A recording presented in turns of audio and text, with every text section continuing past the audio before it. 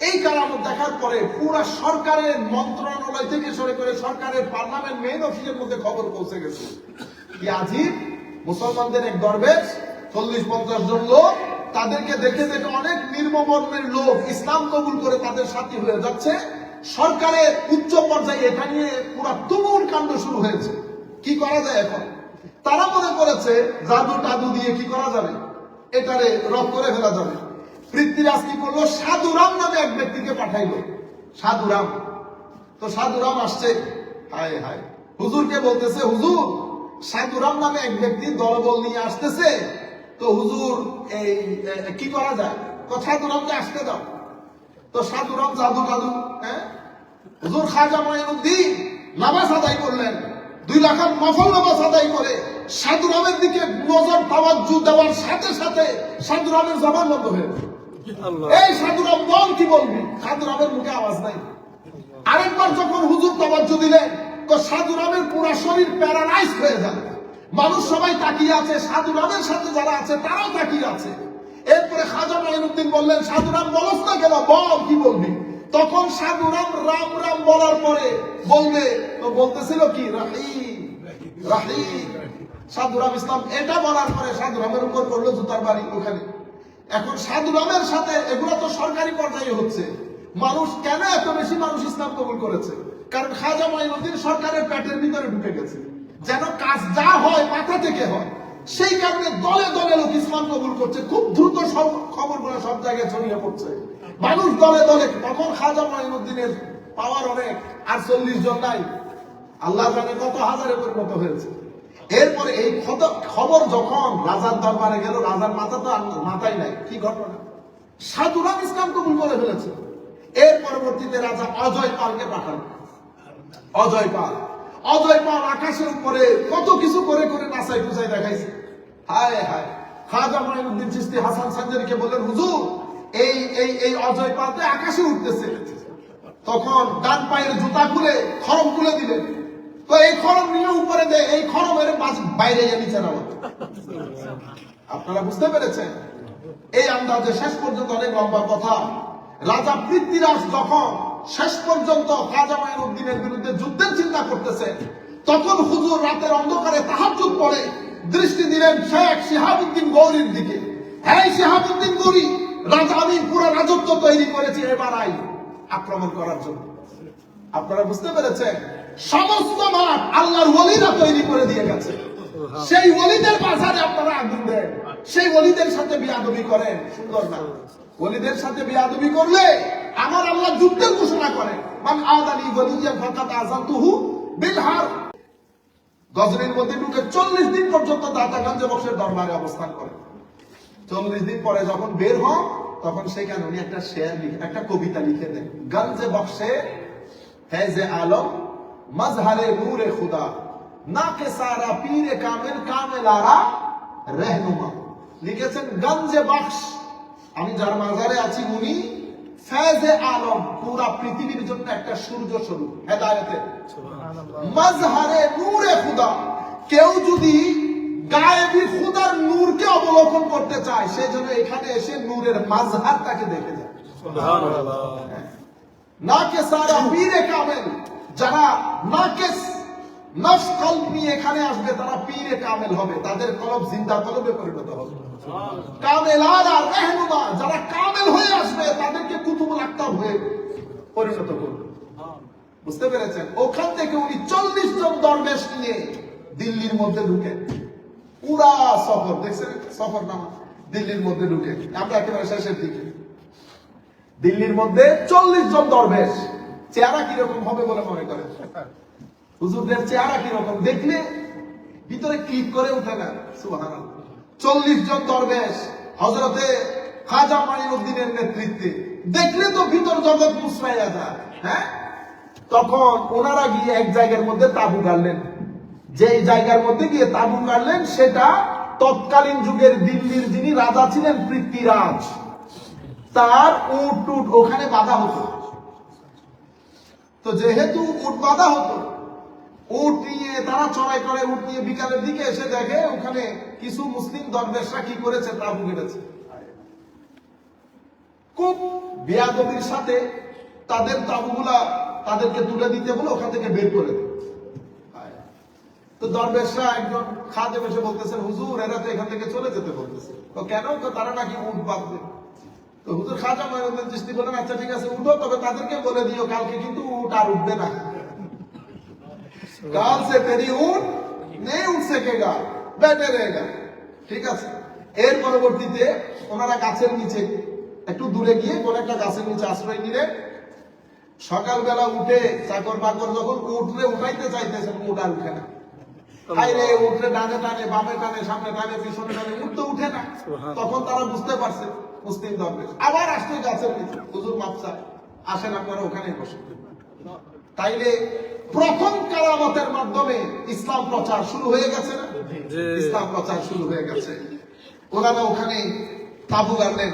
তাবু গাড়ার পরে এটা সিয়ারুল আক্তাব এবং মাসালিকুস সালিকিন কিতাবের মধ্যে, যারা দূর দূরান্ত থেকে দেখতেছেন, সিয়ারুল আক্তাব এবং মাসালিকুস সালিকিন এই কিতাবগুলো আমরা আমাদের শাইখদের মুখে শুনেছি। এর পরবর্তীতে এখন পানির দরকার আছে না? পানির দরকার। পানি আনাসাগর আছে না? এখন আনাসাগরে গেছে, স্বাভাবিক ওখানেই তো পানি, এটা একটা হ্রদের মতো। তো আনা বিবির কাছে খবর পৌঁছাইছে যে এখন মুসলমানরা টাচ করলে এটা তো অপবিত্র হয়ে যাবে। আরেক সমস্যা না? আনা বিবির কাছে খবর পৌঁছানোর পরে আনা বিবি বলছে পানি বন্ধ করে দাও। সকালবেলা উঠে উজু কালাম করতে হবে, গেছে, এখন দেখে যে না ওখানে নিরাপত্তা বাহিনীর লোক পানি আনতে দেয়, হুজুরকে পানি বন্ধ করে দিচ্ছে। তো কি পানি বন্ধ কেন? তো হুজুরে এই অবস্থা। আনা বিবি বলে মুসলমানরা টাচ করলে এটা কি অপবিত্র হয়ে যাবে, এক। দ্বিতীয়ত এখানে কারবালা করে ফেলবে। হুজুর একটা বদনা দিচ্ছে, তবে এটা এই বদনার মধ্যে পুরো আনাসাগর লই যায়। সুবহানাল্লাহ। আল্লাহ মুরিদরা বলছে আয় হায়, এগুলো আল্লাহ, সবাই তো আল্লাহর ওলি, একজন তো কুতুবুল আক্তাব, বুঝতে পেরেছে? তো উনি কোনোভাবে রাতের অন্ধকারে নিয়ে জাস্ট বদনাটা লাগাইলেন আনাসাগরের মধ্যে। কিসে যেন অ্যাট্রাক্ট করেছে, সমস্ত আনাসাগরের পানি এক বদনার মধ্যে চলে এসেছে। সুবহানাল্লাহ। আরেক কারামতের বহিঃপ্রকাশ। এগুলোর পরে মানুষ দলে দলে ঢুকতে শুরু করেছে। হায় হায়, সত্য ধর্ম, সত্য ধর্ম, সত্য ধর্ম। কিন্তু ওরা চেষ্টা করতেছে মানুষকে বোঝানোর জন্য এগুলো সব জাদু। এগুলা কি? আরে বেটা জাদু তো জাদু, কিন্তু চেহারা তো জাদুঘরের মতো না। চেহারার মধ্যে তো নূর বের হচ্ছে ছিন ছিন করে। হযরতে খাজা মঈনুদ্দিন চিশতি হাসান সানজারি রাদিয়াল্লাহু তাআলা আনহু, ওনার ব্যাপারে যে সমস্ত কিতাবগুলো লিখিত হয়েছে, এমনিতে অনেক কম কিতাব লিখিত হয়েছে, তবে যে সমস্ত কিতাব লিখিত হয়েছে তার মধ্যে সবচেয়ে নির্ভরযোগ্য কিতাব হচ্ছে সিয়ারুল আউলিয়া। এটা লিখেছেন হামিদ বিন ফজলুল্লাহ আল কিরমানি। হামিদ বিন ফজলুল্লাহ আল কিরমানি, উনি হযরতে শেখ নিজামউদ্দিন আউলিয়া রাহমাতুল্লাহ আলাইহি সমসাময়িক কালের মানুষ। উনি লিখেছেন সিয়ারুল আউলিয়া। হুজুরের ব্যাপারে যত কিতাব রচিত হয়েছে, the best reference book of about his life. হুজুর জন্মগ্রহণ করেছেন 530 হিজরিতে। আমরা যদি সেটাকে এভাবে বলি তাইলে 1139 খ্রিস্টাব্দ, 18 April, 18th April 1139। 1139। Today is 2024, about 1000 years ago, 1000 years ago। আচ্ছা, কেউ কেউ বলেছেন 535, আমরা ওদিকে না যাই। আপনারা যদি দ্য প্রিচিং অফ ইসলাম, এটা লিখেছেন স্যার টি ডব্লিউ আর্নল্ড। এটা ইংরেজি, আমাদের ছেলেরা ইচ্ছে করলে এগুলো গুগল থেকে নামায় পড়তে পারে। স্যার টি ডব্লিউ আর্নল্ড, ওনার বই দ্য প্রিচিং অফ ইসলাম। যদিও সব দিক থেকে আমরা এগুলাকে কি করি না, এদেরকে আমরা বলি ওরিয়েন্টালিস্ট, পাশ্চাত্যবিদ। এরা ইসলামের সম্পর্কে অনেক বই লিখেছে, কিন্তু কিছু মানে ম্যাক্সিমাম বইয়ে 30%, 35, 40% দিয়ে উম্মতে মুসলিমাকে কনফিউজ করে ফেলেছে with regard to the authenticity of Islam. This is their target, this is their aim and objective, and they become successful of their objective. However it is, আপনারা পড়তে পারবেন দ্য প্রিচিং অফ ইসলাম। এরপরে উলামায়ে কেরাম যদি পড়তে চান, শেখ আব্দুল হক মুহাদ্দিস দেহলভী রাদিয়াল্লাহু তাআলা আনহু লিখেছেন আখবারুল আখিয়ার। আখবারুল আখিয়ার। আর্নল্ড বলার পরে আমাদের ছেলেরা চুপ বড় করে তাকায়, কারণ ইংরেজির নাম তো আর্নল্ড। কিন্তু আমি এরপরে যার নাম নিয়েছি শেখ আব্দুল হক মুহাদ্দিস দেহলভী, এটারে 100 ভাগ করলে এক ভাগও হবে না আর্নল্ড। এটা উম্মতে মুসলিমার হিরো, আমার নবী হিরো। এশীয় উপমহাদেশে যারা আজকে নিজেদেরকে মুহাদ্দিস দাবি করতেছে, প্রত্যেকে ওই দেহলভী পরিবারের কারণে। শেখ আব্দুল্লাহ মুহাদ্দিস দেহলভী, শেখ শাহ ওয়ালিউল্লাহ মুহাদ্দিস দেহলভী, আব্দুল রহিম মুহাদ্দিস দেহলভী, সমস্ত বড় বড় মুহাদ্দিসিন। যাই হোক, শেখ আব্দুল হক মুহাদ্দিস দেহলভী আখবারুল আখিয়ার এই বর্ণনা মতে হুজুরের জন্ম হচ্ছে ইরানের সিস্তান এলাকার সানজার শহরে। ইরানের একটা এলাকার নাম হচ্ছে সিস্তান, ওই সিস্তানের সানজার গ্রামে হুজুরের জন্ম। এটাই বেশিরভাগ মানুষ, বেশিরভাগ স্কলার এটাকে প্রেফার করেছেন। কোন জায়গায়? ইরানের সিস্তান গ্রামে সানজার এলাকায়, সিস্তান শহরে সানজার নামক গ্রামে হুজুরের জন্ম। কেউ কেউ এই জন্য হুজুরকে বলা হয় সানজারি। হুজুরকে কি বলা হয়? সানজারি। আচ্ছা, অন্য বর্ণনা মতে কাবুলের একেবারে মানে হিরাত আর কাবুলের মধ্যবর্তী একটা জায়গা আছে, এটাকে বলে সাজিস্তান। কেউ বলেছে উনি সাজিস্তান নামক জায়গায়, এলাকায়, যেটা আফগানিস্তানের অন্তর্ভুক্ত, ওখানে জন্মগ্রহণ করেছেন। আমি জাস্ট এটা আপনাদেরকে আমি রেফারেন্সের জন্য বললাম। আচ্ছা, মাতা এবং পিতা উভয় দিক থেকে হাসানি এবং হুসাইনি, এটাকে আমরা বলি নাজিবুত তারাফাইন। নাজিবুত তারাফাইন, যারা মায়ের দিক থেকে বাবার দিক থেকে আলে বাইত রাসূল, এদেরকে আমরা বলি নাজিবুত তারাফাইন। উনি মায়ের দিক থেকে হাসানি, পিতার দিক থেকে হুসাইনি। তাহলে আলে বাইত রাসূল, আমি 2-3 জুমা আগে আপনাদেরকে কি বলেছি? আমার নবী একমাত্র কন্যা, আমার নবীর আরো কন্যা সন্তান ছিল, কিন্তু যাদের মাধ্যমে আমার নবীর আল্লাহ পুরো পৃথিবীতে ছড়িয়ে গেছে, ওইটা হচ্ছে হযরতে ফাতেমাতুজ জাহরা রাদিয়াল্লাহু তাআলা আনহা। এক কন্যার মাধ্যমে আজকের দিন পর্যন্ত পৃথিবীর যেখানে যেখানে ইসলাম প্রচারিত হচ্ছে, বেশিরভাগ ক্ষেত্রে আহলে বাইতে রাসূল। এই কারণে আমার আল্লাহ ফাতেমাতুজ জাহরার নামই দিয়েছেন আল কাউসার, ইন্না আতাইনাকাল কাউসার। যাই হোক, হুজুরের বয়স যখন 15 বছর, ওনার আব্বা জান ইন্তেকাল করে। এটা আজীব ব্যাপার, বুঝি না। মানে যাদের মাধ্যমে আল্লাহ দ্বীনের খেদমত নিয়েছে, মা বাবাকে তুলে নিয়েছে। হ্যাঁ, আমি এটা আল্লাহর দরবারে জিজ্ঞাসা করার বড় ইচ্ছা। বাইরে আল্লাহরে আপনি ওই মা বাবা ধরে টানতেন কেন বুঝি না, তাই অসুবিধা কি? যাই হোক, ইন্না লিল্লাহি ওয়া ইন্না ইলাইহি রাজিউন। আমার আল্লাহ অনেক ভালো বুঝেন। তবে একটা জিনিস কি, আমার আল্লাহ মা বাবাকে তুলে যে শূন্যতার সৃষ্টি করেন, তার চেয়ে বেশি পূর্ণতায় আমার আল্লাহর রহমতে এগিয়ে আসে। ঠিক আছে, এই জন্য আমরা বলি আলহামদুলিল্লাহ রাব্বিল আলামিন। তাহলে 15 বছর বয়সে বাবা মারা যান। এরপরে উলুমুদ্দিন, দ্বীন অর্জনের জন্য হুজুর, ইলমে দ্বীন অর্জনের জন্য হুজুর বিভিন্ন জায়গায় সফর শুরু করেন। কোন আল্লাহর ওলি যখন ওনারা বেলায়েত বা ওলি হিসেবে প্রসিদ্ধি পেয়ে যান, যখন মানুষের হেদায়েতের কাজে লেগে যান, তখন ওনারা কত বড় মুহাদ্দিস মুফতি ছিলেন এটা ঢাকা পড়ে যায়। তা আমাদের ভাইরা মনে করে ইনাদের এলমি কোনো কি নাই, কোনো কিছু নাই। না না না, আপনি বুখারী মুসলিম যদি খুলেন, বুখারী মুসলিম শরীফের মধ্যে বর্ণনাকারীর নাম আছে না, ফুলান ইবনে ফুলান ইবনে ফুলান ইবনে ফুলান, ওখানে দেখবেন কত পার্সেন্ট আল্লাহর ওলি। কিন্তু মুহাদ্দিস হিসেবে এদেরকে আর কেউ চেনে না, মুহাদ্দিস হিসেবে কেউ চিনে না। কারণ ওনাদের অবস্থা যখন পরিবর্তন হয়ে বেলায়েতের দিকে চলে যায়, তো মানুষের হেদায়েতের কাজে লেগে যায়। তো উনি কত বড় মুহাদ্দিস ছিলেন সেটা আর মানুষ মনে রাখে না। সম্মানিত উপস্থিতি, এর পরবর্তীতে হুজুর বড় আলেম হয়ে যাওয়ার পরে মসজিদে নববীতে 3 বছর, কয় বছর? 3 বছর ইলমে হাদিসের দর্স দিয়েছেন। কত বড় মুহাদ্দিস হলে এটা সম্ভব? আপনি এই যুগে তো নাই, সেই যুগে কত বড় বড় মুহাদ্দিসদের সুযোগ দেওয়া হইতো না। এই কথাটা এসেছে সৈয়দ হাশেম ফতেহপুরি। উনি বলেন, আমি আশফিয়া লাইব্রেরিতে একজন মুহাদ্দিসের একটা কল পড়েছি, কথা পড়েছি, যেখানে উনি এই কথাটা উল্লেখ করেছেন। কিন্তু আমাদের মুসলিম দুনিয়ার দুর্ভাগ্য হচ্ছে, হালাকু খানরা যখন বাগদাদ আক্রমণ করে, ওনারা প্রথম যে কাজটা করে সেটা হচ্ছে মুসলমানদের লাইব্রেরি গুলা জ্বালিয়ে দেয়। যে কারণে লাখো লাখো কিতাব পুড়ে ছারখার করে দিয়েছে। সেই লাখো কিতাবের মধ্যে মুসলমানদের একেবারে, ওরা চেয়েছে মুসলমানদেরকে সব দিক থেকে একেবারে পঙ্গু করে দিতে, সেই জন্য কিতাবগুলো জ্বালিয়ে দিয়েছে। যার কারণে অসংখ্য কিতাব আমাদের হাতে নাই। মুসলমানরা সেই যুগে সেই পরিমাণ কিতাব লিখেছে, যে এলমের দিকে আমাদের এখন বিন্দু পরিমাণ, আপনারা দেখেন না ওয়েস্টার্ন কান্ট্রিতে, আমেরিকাতে, ইংল্যান্ডে, আমাদের এখানকার লোকজন এই যে ট্রেন সফর করছে হাতের মধ্যে বই আছে, আমাদের কিন্তু ঘরে বই নাই এখন। অথচ আমাদের যারা পূর্বপুরুষ তারা জ্ঞান কাকে বলে, জ্ঞান, হোয়াট ইজ নলেজ, মা হুয়াল ইলম, এটার উপরে মুসলমানরা না লেখলেও 2500-3000 পেজ দিচ্ছে। আপনি চিন্তা করতে পারবেন।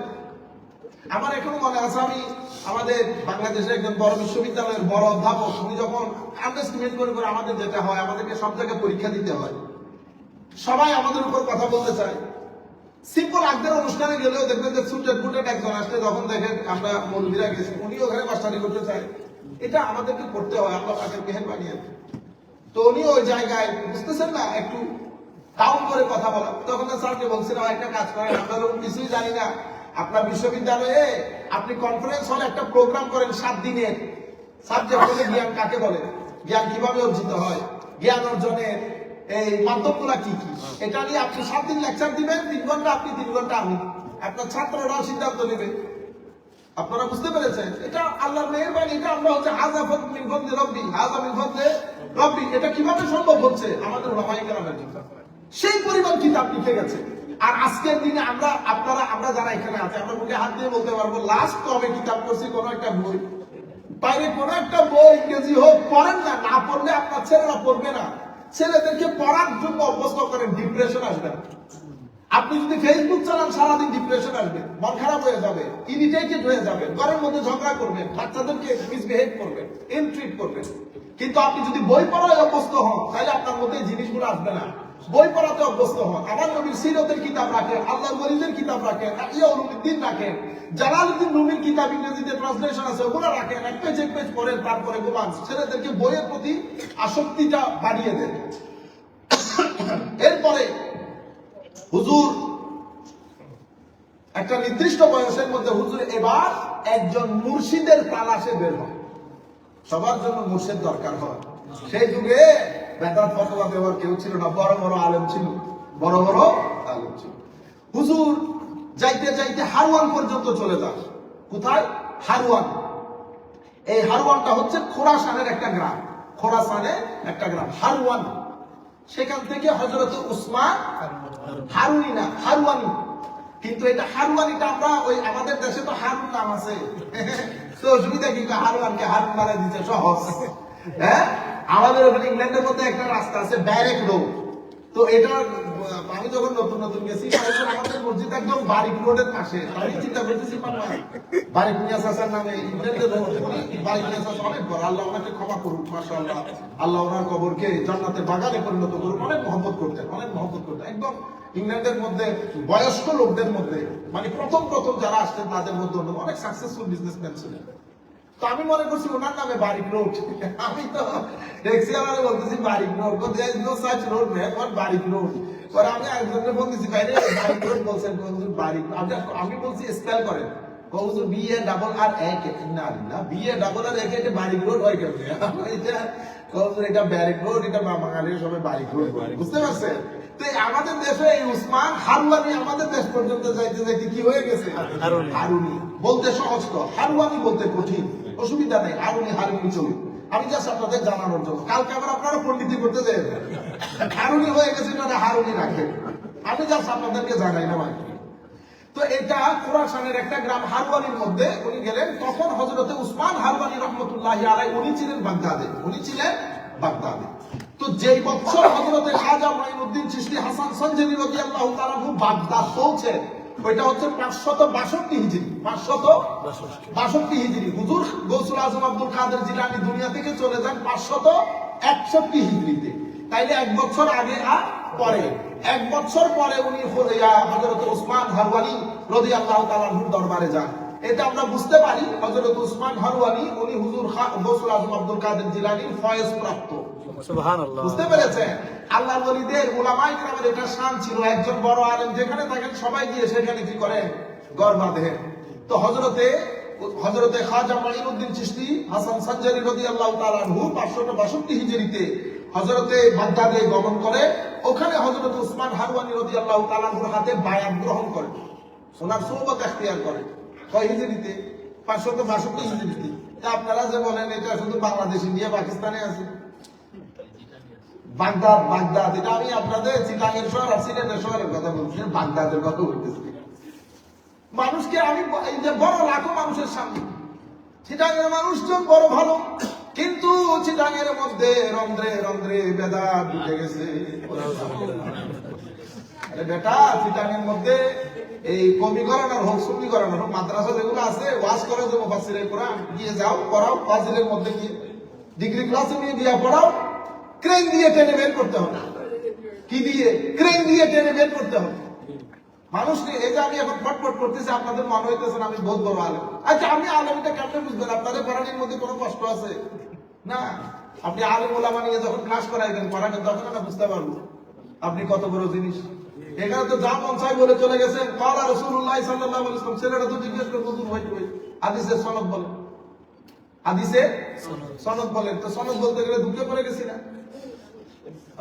আজি একজনকে নিয়ে গেছেন আমাদের ওখানে আন্তর্জাতিক মসজিদ বলে, Saudi Arab. He doesn't know how to speak in Arabic. He doesn't know how to address people.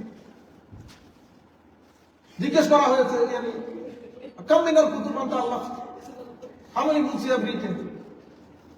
কিন্তু এখন how many books বলতেছে, how many books বলিও না, রিটেন করতে কেউ। আপনি এই যে এগুলো এগুলো না করা উচিত। আপনারা বুঝতে পেরেছেন?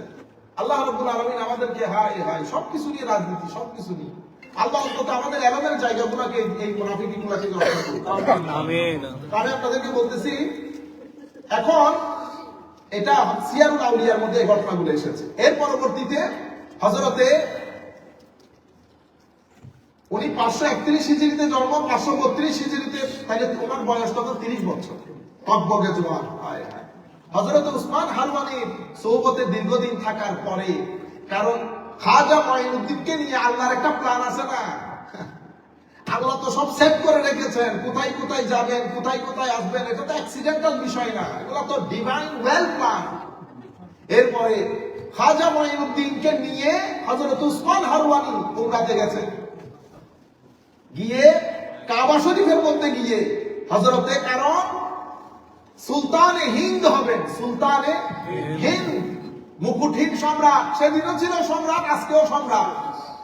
দুনিয়া থেকে যাওয়ার পরেও আপনারা এত ফতোয়া, উরুসে যান দেখি, লাখো কোটি জনতা, লাখো কোটি জনতার মধ্যে সাধারণ মানুষের কথা বলছি না, লাখো উলামায়ে কেরাম যাদের গর্জনে ক্লাসের আকাশ বাতাস মুখরিত হয়, সে বিশ্ববরেণ্য মুহাদ্দিস মুফতি মুফাসসির গিয়ে উরুসের মধ্যে ধর্ণা দেয়। আপনারা বুঝতে পেরেছেন?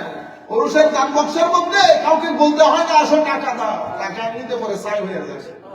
আমাদেরকে দিতেছে, পাগল হয়ে যায় একটা অনুষ্ঠান করার জন্য দিতেছে। আপনারা এখানে চিন্তা করে দেখেন, সিম্পল এই অনুষ্ঠান করতে গিয়ে পাগল হয়ে যেতে হয়েছে। এটা আমেরিকা। এটা কি আমেরিকা? $20 $30 বেরিতে খবর হয়, কোটি কোটি টাকা কোত্থেকে আসে, কে দেয় আপনি জানেন? ইন্না লিল্লাহি ওয়া ইন্না ইলাইহি। তারপরে আপনারা আমার মজলিসের মধ্যে পৌঁছে, আজ কিছুদিন আগে এই যে এনায়েতপুরের রুলস গেছে না, এনায়েতপুরের রুলস আপনারা জানেন তো? এনায়েতপুরের রুলস কত মানুষ হয়েছে জানেন?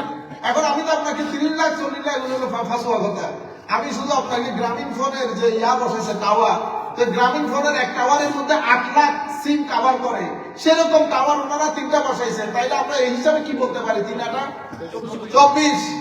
তো আমরা সামগ্রিক ভাবে যদি বলি তো বলতে পারবো 25 থেকে 30 লাখ লোক। কেমনে বুঝবো? মানে গরু কয়টা জবাই করছেন? হুজুর 500 থেকে 1000 গরু জবাই হয়েছে, খাওয়া হয়েছে। আপনারা বুঝতে পারতেছেন? কোন মিডিয়া, আপনি কোন ব্যক্তি এগুলো খাবার করে না। আপনি এগুলো তো অনেক দূর, চট্টগ্রামের মধ্যে কই কুতুবদিয়া একটা দ্বীপ, এবং নদী পথ পাড়ি দিয়ে যেতে হয়। নদীটা কোনো আপনাদের ওই কুশিয়ারা নদী না, বিসমিল্লাহ করে টকবগাইয়া পার হয়ে গেলে, এটা অনেক খতরনাক নদী। রাতের অন্ধকারে পার হইতে হয়। আজকে এতদিন চলে গেছে, আমি যখন গত 2 বছর আগে আমাকে দাওয়াত করছে, আমি তো নদী দেখে বলতেছি আমার পক্ষে সম্ভব না রে ভাই। পরে নদী মাঝি বলতেছে, হুজুর নিঃসংকোচিত উঠে, আজকে 30 বছর আমি এই পারাপারের কাজে আছি, কোনদিন নদীর মাঝখানে আমাকে বিন্দু পরিমাণ ভয় পাইতে হয় না। মানুষ গেছে আসছে। প্রথম 3 বছর আগে আমি গেছি, একদিন আগে উরুস, পরের দিন শেষ হয়ে যাবে। ওনার ছেলে আমাকে বলতেছে, হুজুর 61 টন চাউল রান্না করে ফেলেছে, 61 টন রাইস রান্না করে ফেলেছে অলরেডি। জাতি ঘুমের মধ্যে, জাতি এখন আছে আরেক তামাশার মধ্যে। 10 লাখ 20 লাখ 50 লাখ কোন দরকার আছে? আমরা জাতিকে এনলাইটেন করি, আলোকিত করি, বক্তব্য দেই, কত মানুষ কত যাচ্ছে কত আসতেছে ডাজন্ট ম্যাটার, জাতিকে এনলাইটেন করি। হযরতে খাজা মাইনুদ্দিন চিশতি হাসান সঞ্জারি রাদিয়াল্লাহু তাআলা আনহু যখন ওনাকে কাবা শরীফের মধ্যে নিয়ে গেলেন, কাবা শরীফের মধ্যে নিয়ে গিয়ে ওনার পীর আল্লাহর দরবারে দোয়া করলেন, আল্লাহ মাইনুদ্দিনকে আপনি আপনার মাহবুব বান্দা হিসেবে কবুল করেন। আমার ছাত্র আমার খলিফা মাইনুদ্দিনকে মাহবুব বান্দা হিসেবে কবুল করেন। তো হঠাৎ গায়েব থেকে আওয়াজ আসলো, মাইনুদ্দিন আমার মাহবুব বান্দার মধ্যে অন্তর্ভুক্ত করে নিলাম। I have accepted him as my beloved slave. বুঝতে পেরেছেন এই আওয়াজ? এরপরে হযরতে খাজা মাইনুদ্দিনকে নিয়ে উসমান হারওয়ানি রাহমাতুল্লাহ আলাইহি মদিনা শরীফ গেলেন। মদিনা শরীফ যাওয়ার পরে আল্লাহর নবীর দরবারে সালাম করলেন। আল্লাহর নবীর মাজারে পাক থেকে, এগুলা হচ্ছে গায়েবী জিনিস, এগুলা আপনার জন্য আমার জন্য সম্ভব না। আপনারা বুঝতে পেরেছেন? আচ্ছা, এই যে আমরা এখন এই ক্লাস করি, যেমন আমাদের ক্লাসগুলো হয়, তো ক্লাসগুলো আমি হলাম এখানে, ক্লাসগুলোতে শরীক কত জায়গার লোক, আমরা কোথায় জুমে।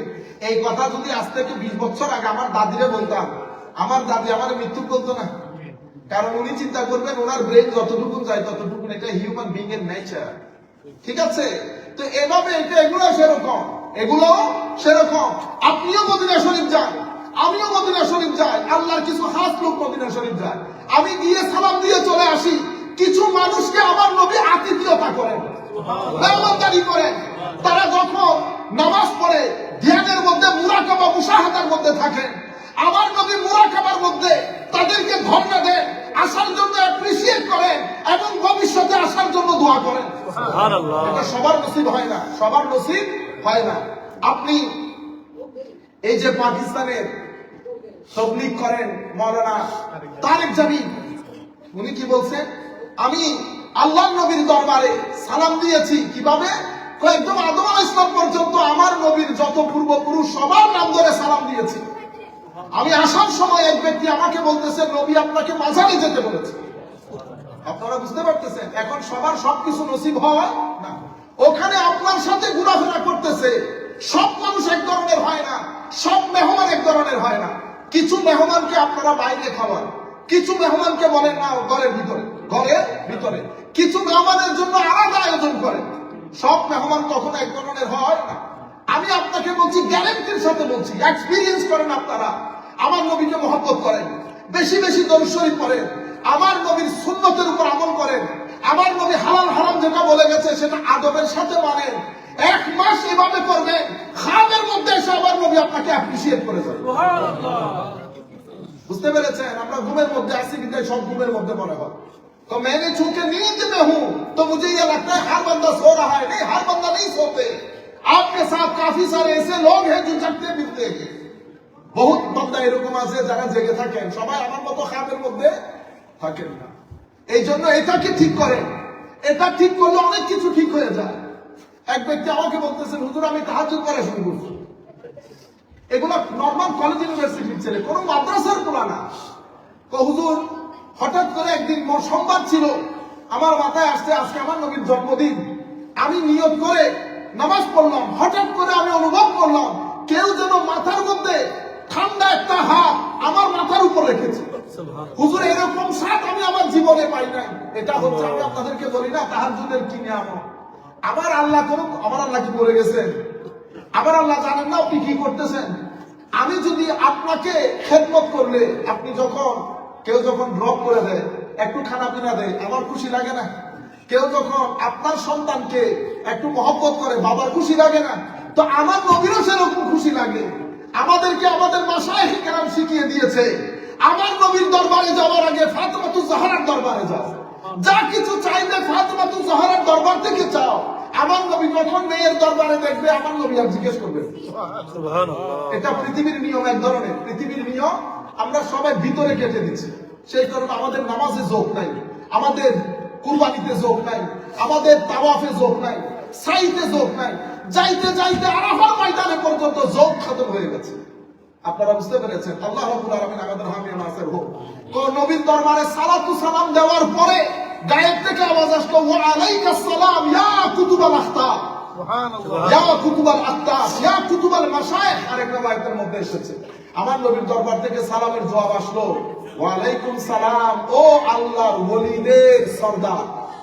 কুতুবুল মাশায়েখ বলেছে হযরত খাজা মাইনুদ্দিন চিশতি হাসান সঞ্জারিকে, তখন মাত্র ৩৩ বছর বয়স। উনি কি জানেন কত পথ পাড়ি দিয়ে সুলতানুল হিন্দ হয়ে যাবে?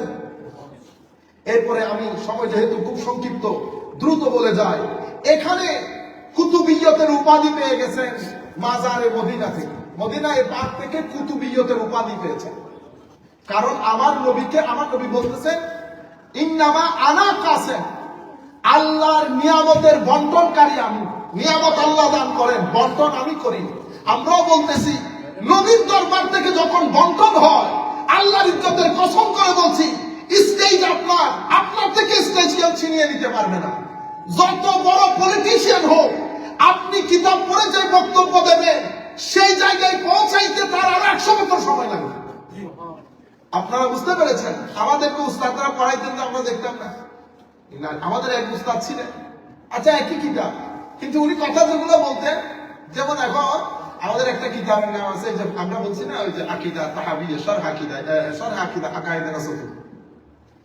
ইউটিউবের মধ্যে অসংখ্য উলামায়ে কেরাম দর্স দিয়েছে, কিন্তু দুইজনের দর্স এমন, মুখস্থ বলেন আল্লাহ পাক জানে, এত মুখস্থ বিদ্যা করতে ফর কোন কিতাবের মধ্যে খুঁজে পাবেন না। কিন্তু আপনি এক এক বক্তব্যে লাখো মাসালা কি হয়ে যাচ্ছে, হাল হয়ে যাচ্ছে। এই এমন কোত্থেকে পাই ওনারা? কিতাব তো একটা, উস্তাদও একটা। তাইলে বোঝা যাচ্ছে ওনার এলম অর্জনের মাধ্যম আরো একটা আছে। সেটা কোনটা? সেটা আমার নবীর মদিনা শরীফ। সেটা আমার নবীর মদিনা শরীফ। সেই জন্য সমস্ত ডাক্তাররা করে না, এই ডাক্তারও করে, এই ডাক্তারও করে, এই ডাক্তারও করে। কিন্তু কিছু ডাক্তার এমন, আমার মনে আছে আমাদের একটা অসুস্থতার কারণে একটা বোর্ড বসেছে। তখন জাতীয় অধ্যাপক আমাদের আমিরুল ইসলাম সাহেব, নুরুল ইসলাম সাহেব ছিলেন। জাতীয় অধ্যাপক নুরুল ইসলাম, যাকে ইংল্যান্ড, আমেরিকা বড় বড় প্রফেসর কোনো অসুবিধায় পড়লে যার সাথে কন্ট্যাক্ট করতেন, জাতীয় অধ্যাপক নুরুল ইসলাম। ওনার ছাত্র বাংলাদেশের প্রসিদ্ধ ডাক্তার। তখন কেউ ইন্ডিয়াতে যেতে হইতো না। আমাদের ডাক্তারদের চিকিৎসা করায় কেউ করতে পারতেছেন, আবার ইন্ডিয়া যাওয়া লাগে। তখন প্রসিদ্ধ ডাক্তার আমাদের 2000 পর্যন্ত, 2098, 2000 পর্যন্ত বাংলাদেশে প্রসিদ্ধ ডাক্তার, যারা আপনাদেরকে পরীক্ষাগারে পাঠাতে হইতো না, গায়ে হাত দিলে বুঝতে পারতো সমস্যা কোথায়। তখন আমার সম্পর্কে মামা ছিলেন ডাক্তার আব্দুল হালিম, FCPS করে, মারা গেছেন 2002-তে। উনি বান্দাকে দেখে বলেছেন আপনার গ্যাস্ট্রিকের সমস্যা।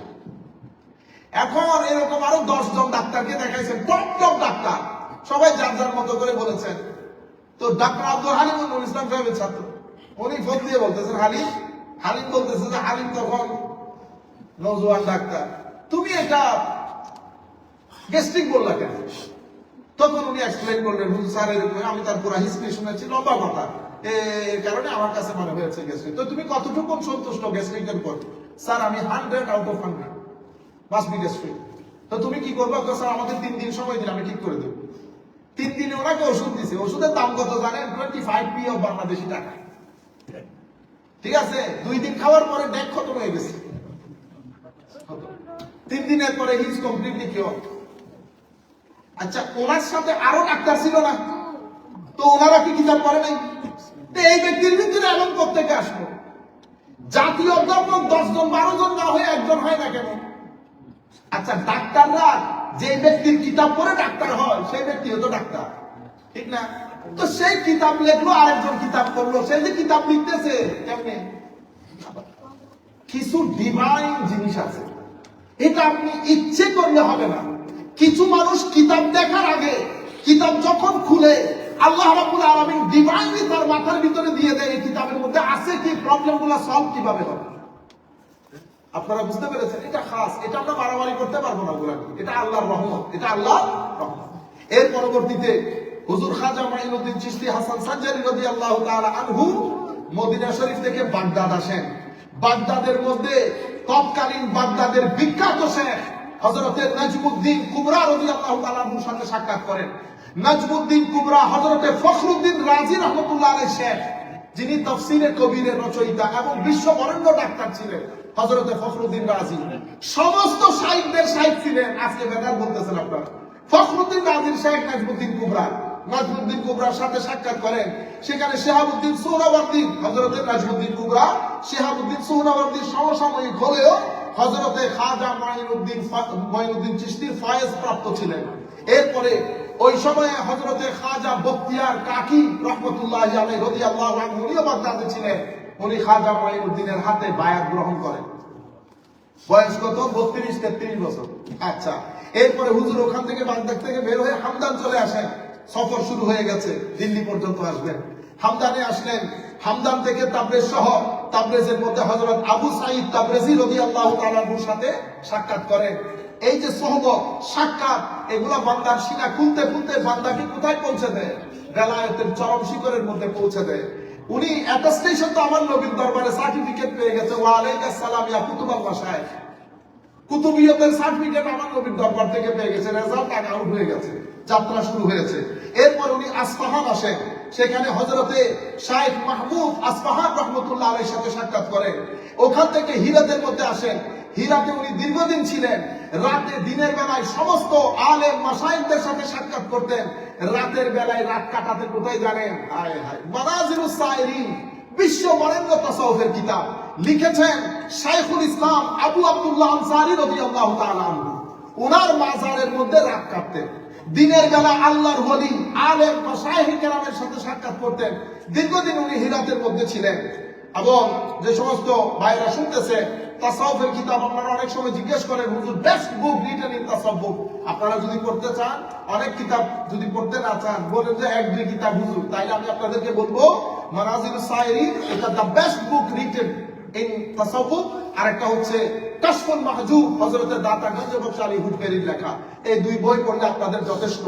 এর পরবর্তীতে উনি চলে যান বলখে।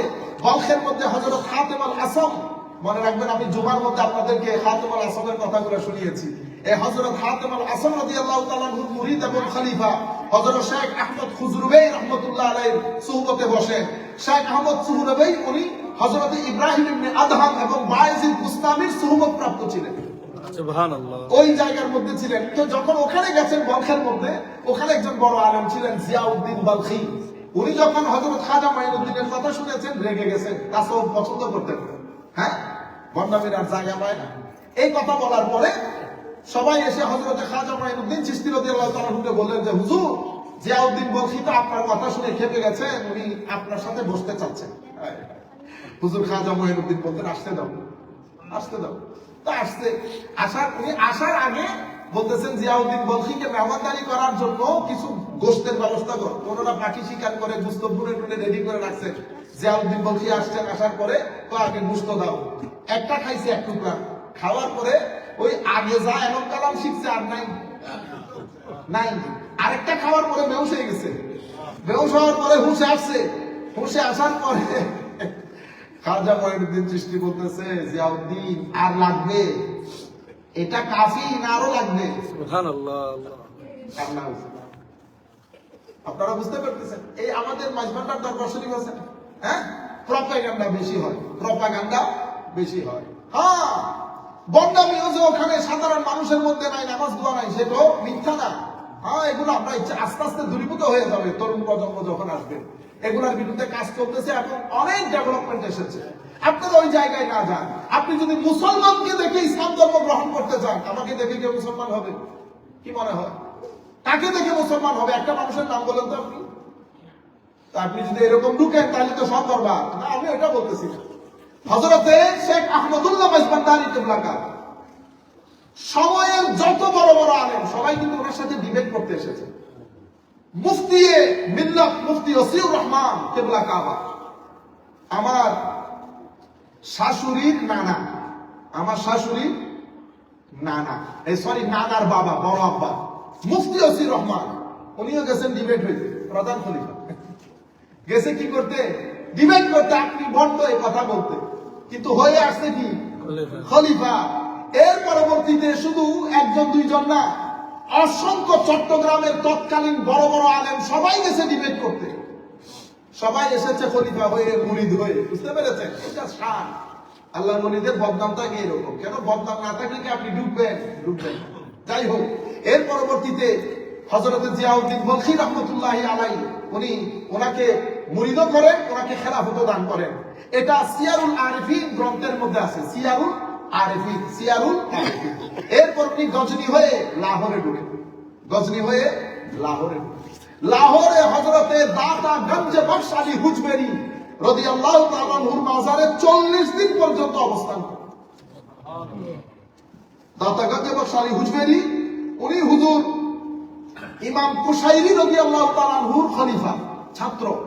ইমাম কুশাইরি ওনারা এবার কতশো বছর আগে চিন্তা করে দেখেন, হ্যাঁ, 2 থেকে 300 হিজরির মাঝখানের লোক এই দাতাগঞ্জ বখশ আলী হুজবেরি। আজকের না, আপনারা আজকে বলেন বাংলাদেশ, ইন্ডিয়া, পাকিস্তান, না এরকম না কথা। এই জন্য আমি বলি পড়েন, পড়লে অন্তর বড় হয়, পড়লে অন্তর বড় হয়। নিজে কত ছোট সেটা প্রকাশিত হয়। যখন আমাদের কথার মধ্যে যে আমি বড়, এটা কেন প্রকাশ হয়? কারণ আমাদের মধ্যে এলম নাই। যার ভিতরে এলম আছে সে নিজে যে কত ছোট সেটা বুঝতে পারে। আপনারা বুঝতে পেরেছেন? যাই হোক, গজনীর মধ্যে ঢুকে 40 দিন পর্যন্ত দাতাগঞ্জ বখশের দরবারে অবস্থান করে। 40 দিন পরে যখন বের হন, তখন সেখানে উনি একটা শের লিখে, একটা কবিতা লিখে দেন। গঞ্জে বখশে ফैज़े आलम मजहरे नूरे खुदा ना के सारा पीरे कामिल कामिलारा रहनुमा। লিখেছেন গঞ্জে বখশ, আমি যার মাজারে আছি উনি ফैज़े आलम, পুরা পৃথিবীর জন্য একটা সূর্য স্বরূপ, হেদায়েতের। মজহরে নূরে খুদা, কেউ যদি গায়েবী খুদার নূরকে অবলোকন করতে চায়, সেজন্য এখানে এসে নূরের মাজহারটাকে দেখে যায়। সুবহানাল্লাহ। নাকে সারা পীরে কামেল, যারা নাকেস নফস কলব নিয়ে এখানে আসবে তারা পীরে কামেল হবে, তাদের কলব জিন্দা কলবে পরিণত হবে। কামেলারা রহনুমা, যারা কামেল হয়ে আসবে তাদেরকে কুতুবুল আকতাব হয়ে পরিণত করবে। বুঝতে পেরেছেন? ওখান থেকে উনি 40 জন দরবেশ নিয়ে দিল্লির মধ্যে ঢুকে, পুরা সফর দেখছেন, সফর নামা দিল্লির মধ্যে ঢুকে, আমরা একেবারে শেষের দিকে। দিল্লির মধ্যে 40 জন দরবেশ। চেহারা কিরকম হবে বলে মনে করেন? হুজুরদের চেহারা কিরকম দেখলে ভিতরে ক্লিক করে উঠে না। সুবহানাল্লাহ। 40 জন দরবেশ হযরতে খাজা মাইনুদ্দিনের নেতৃত্বে, দেখলে তো ভিতর জগৎ মুছরাইয়া যায়। হ্যাঁ, তখন ওনারা গিয়ে এক জায়গার মধ্যে তাবু গাড়লেন।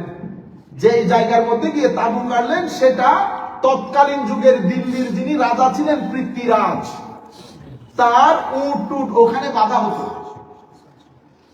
তো যেহেতু উট বাঁধা হতো, উট নিয়ে তারা চড়াই করে, উট নিয়ে বিকালের দিকে এসে দেখে ওখানে কিছু মুসলিম দরবেশরা কি করেছে, তাবু গেড়েছে।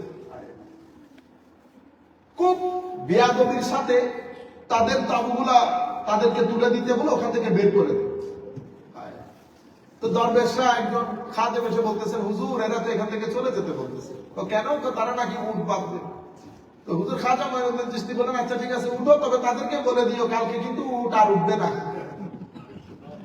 কাল সে তেরি উট নেই উঠ সকেগা, বেটে रहेगा। ঠিক আছে।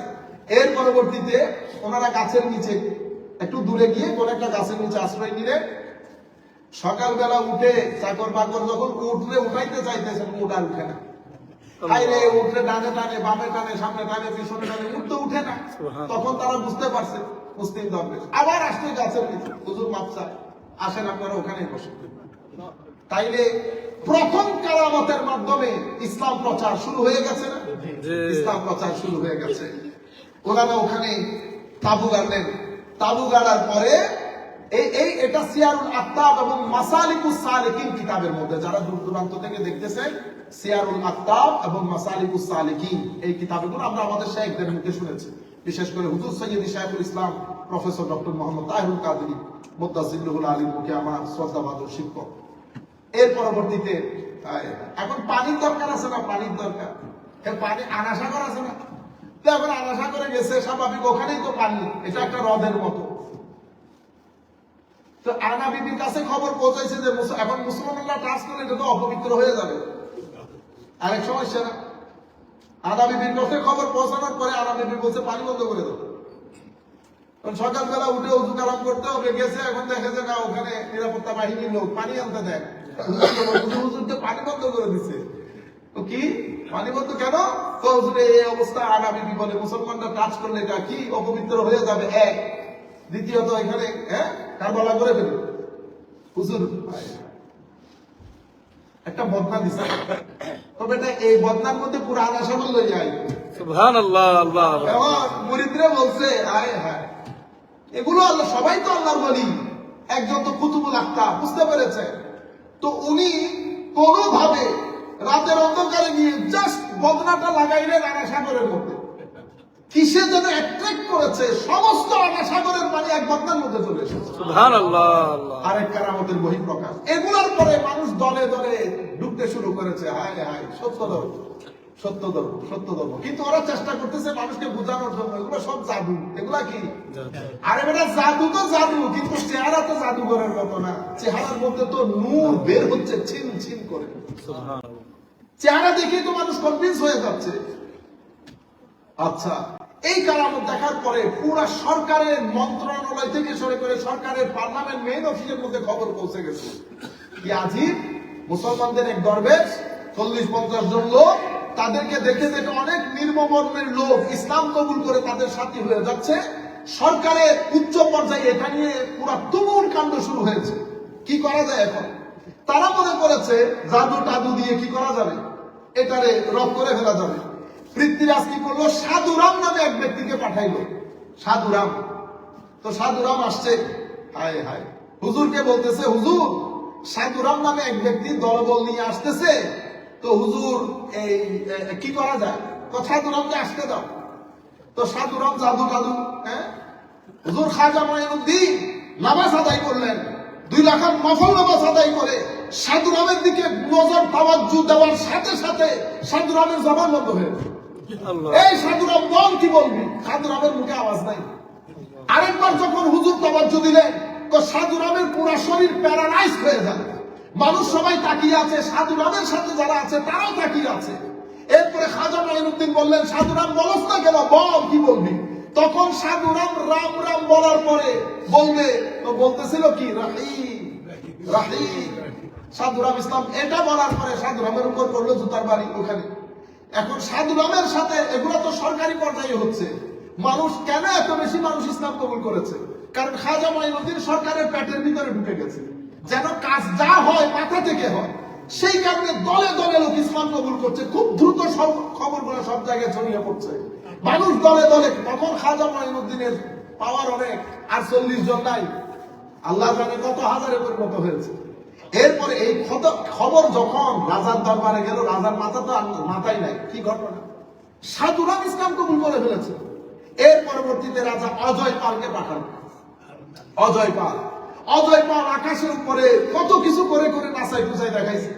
হায় হায়, খাজা মঈনুদ্দিন চিশতি হাসান সাঞ্জারিকে বললেন, হুজুর এই এই এই অজয় পাল তো আকাশে উঠতেছে।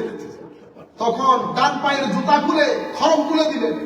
তো এই খড়ম নিয়ে উপরে দেয়, এই খড়মের বাইরে নিচে নামা। আপনারা বুঝতে পেরেছেন? এই আন্দাজে শেষ পর্যন্ত অনেক লম্বা কথা। রাজা পৃথ্বীরাজ যখন শেষ পর্যন্ত খাজা মঈনুদ্দিনের বিরুদ্ধে যুদ্ধের চিন্তা করতেছে, তখন হুজুর রাতের অন্ধকারে তাহাজ্জুদ পড়ে দৃষ্টি দিলেন শেখ শিহাবুদ্দিন গৌরীর দিকে। হ্যাঁ শিহাবুদ্দিন গৌরী, রাজা আমি পুরো রাজত্ব তৈরি করেছি এবার আই আক্রমণ করার জন্য। আপনারা বুঝতে পেরেছেন? সমস্ত মাঠ আল্লাহর ওলিরা তৈরি করে দিয়ে গেছে। সেই ওলিদের বাজারে আপনারা আগুন দেন, সেই ওলিদের সাথে বিয়াদবি করেন, সুন্দর না? ওলিদের সাথে বিয়াদবি করলে আমার আল্লাহ যুদ্ধের ঘোষণা করেন, মান আদানি ওলিয়ান ফাকাত আযানতুহু বিল হার। মনে রাখবেন, নামাজ আমরা পড়ি আল্লাহর হুকুমে, আল্লাহ পড়েন না। রোজা আমরা রাখি আল্লাহর হুকুমে, আল্লাহ রাখেন না।